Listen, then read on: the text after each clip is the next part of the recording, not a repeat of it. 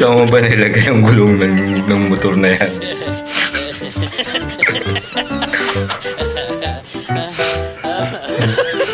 Gulong ng kotse.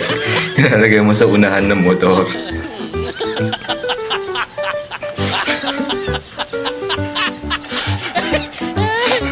Ano ba nakain ito?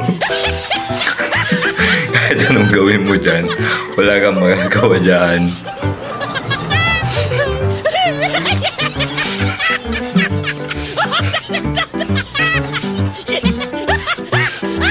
Nilagay mo sa likod baka magkasya.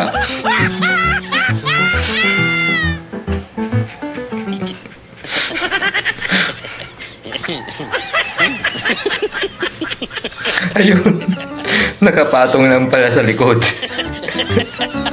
Nasa ibabaw ng upuan.